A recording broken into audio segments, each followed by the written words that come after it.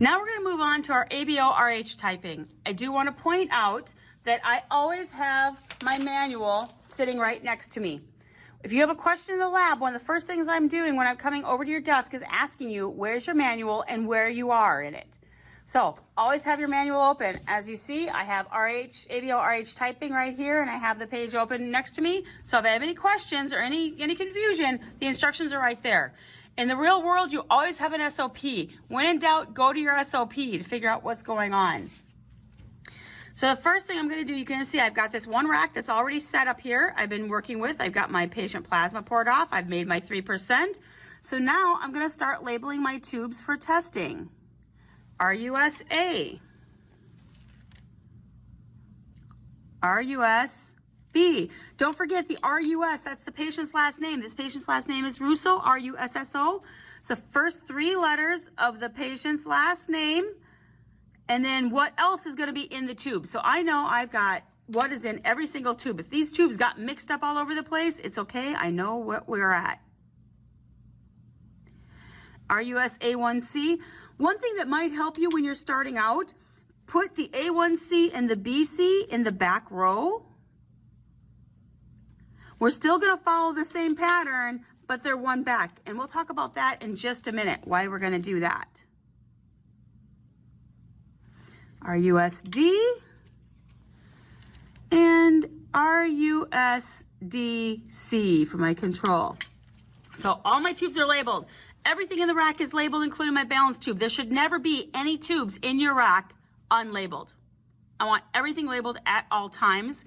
1 patient per rack for safety. So now, one of the first things we're going to do, we're going to start putting in our antiseras. So remember, our antiseras are in this rack. They're always in the same order. We got A and B color coded. These are all things done to help patient safety as part of our quality assurance plan. So I'm going to pick up the anti-A, give it a little tip. Do I have to? Probably not. It's just out of habit, and it's not a bad habit to get into anytime you're going to do any reagents in blood bank, any reagents in the lab in general, to give it a mix. So I'm going to add, oops, this room is very staticky, but the drop went in, so we're good to go. This room is very, very dry today, so it's sucking those drops right out of my droppers. Turn it, get my drop.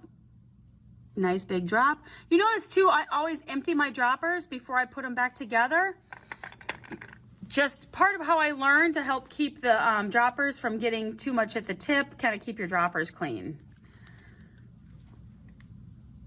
Anti-AB, my drop went in, it sucked it in. It is so dry in this room right now. Then I'm gonna go to my D. Now you notice the A1C and the BC I have in the back, because they're not gonna get reagent dropper stuff. They're going to get patient plasma. So that's why I have them in the back, just to kind of keep it in order while you're learning. Once you get to the point where you're doing this all the time and you're really good at it, you don't need to do that anymore. And when you get ready to read them, I want you to pull them to the front. So now, like I said, we have our A1 and our BC in the back. That's going to be for our patient plasma. We're going to do 2 drops of each patient, of the patient plasma into each. Now that first drop was mostly bubble, so I am going to give it a second drop, a second full drop.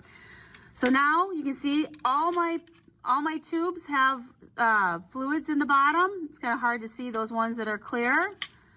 You can see it's there. So they all have, okay, get my droppers down. It's so staticky in this room. So tap them all down, but there's clear in the bottom of all my tubes. So that's what we're looking for.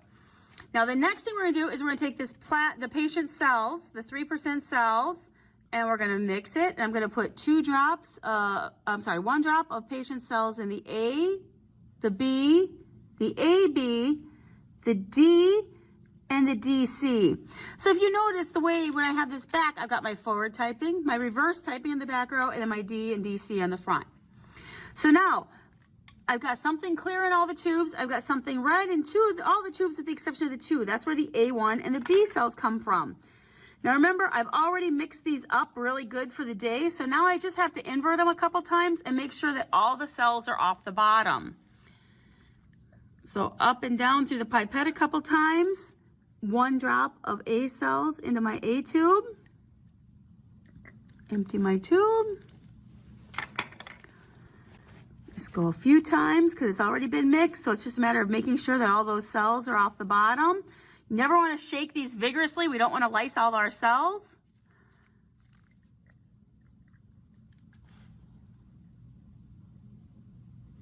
Okay, empty the pipette. So now there's something clear in all the tubes and something red in all the tubes. Give them a mix, and now all these tubes are going to go over into the centrifuge.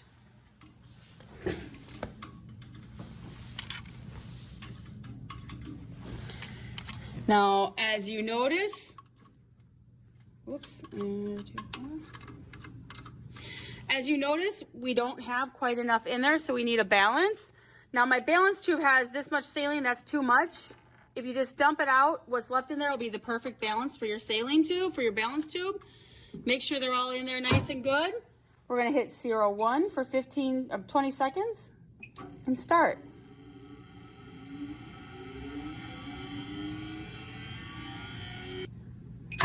Okay, our timer is up. Now what I'm going to do is I'm going to take these tubes and I'm going to put them back in the rack in the order that I did them in. Put you down there so I don't make you dizzy while I'm doing it.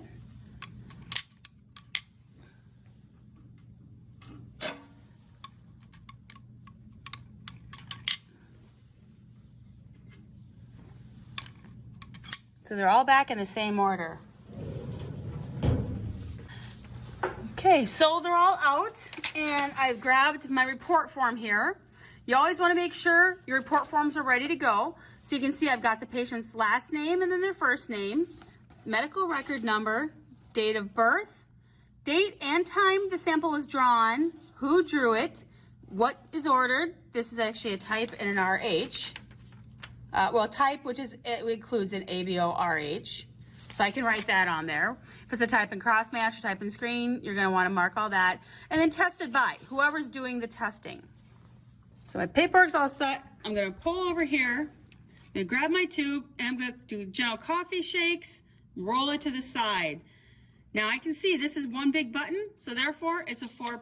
So I'm going to go over here and I'm going to write 4+. Oops, you can't quite see my paperwork here. 4+. Where it goes. And I'm going to grab my next tube, which is my B tube, and I'm going to give it a gentle shake and roll. Now, as I'm looking at this tube, I'm nice and close to this mirror. It's at the edge of the counter, and I'm seeing that this button is coming off smoky. That's what we're looking for when we're looking for those tiny little glutenets, to make sure that they're not there. This came off nice and smoky. Once the entire button is off the bottom, I roll it up and down the side of the tube, and this is going to be a 0. My next tube is AB. Now, one hint, when you're doing some of these, I like putting my button up towards the top, because if you think about sand on the bottom of an ocean, if it's a bottom of like 100 feet deep, sand's not moving a lot. But think how much it moves on the beach, so as the waves are hitting it. So that's what I have here. My waves are hitting, rolling it on the side. Nice big clump. There's a couple little clumps in the background, but it's pretty much one big clump, so that's going to be 4+.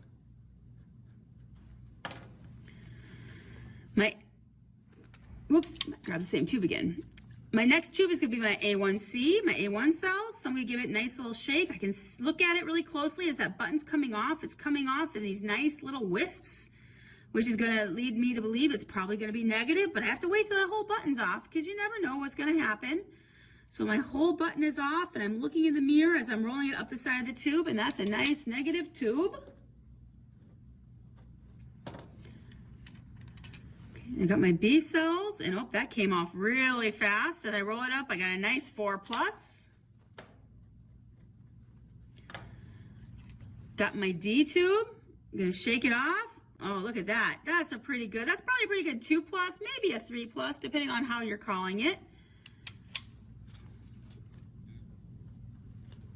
And then my D control. My D control should always be negative. If it's not, we have something else going on the tubes, and the rest of the tests are all invalid. So I'm checking my D up and down the side like this. You can see that is a nice negative, just like it's supposed to be. So now, I'm going to slide you back this way so you can kind of see the paperwork. So now we have to figure out the interpretation. So we're going to look at the forward type. Forward typing looks like an A. Our backward typing also looks like an A, so they match, so we can call it an A. And then here at the end, we got our D is positive, control is negative, so it's gonna be an A pos. We never write this as an A plus, it's always A POS. And now that I've got the ABO Rh done, I can run and do a records check. So I'm gonna check the file to see if we've ever done this patient before. Most labs, if they have not done a patient before, they have to have a second person type it to verify it. Otherwise, we have the records where we can go see where they were before. If we look up this patient, we want to make sure we've got the right patient. We've got the date, the birth date, the MR number, and the spelling all correctly. If I go over to the cabinet and I find a RUSO instead of SSO, it's not going to be the same patient. So you want to make sure they're all correct, and we're going to look at the records and see if they have a records check. If there is no records check, we're just going to write none. And in a clinical lab, they're likely to have to redo it to verify that that truly is the right patient.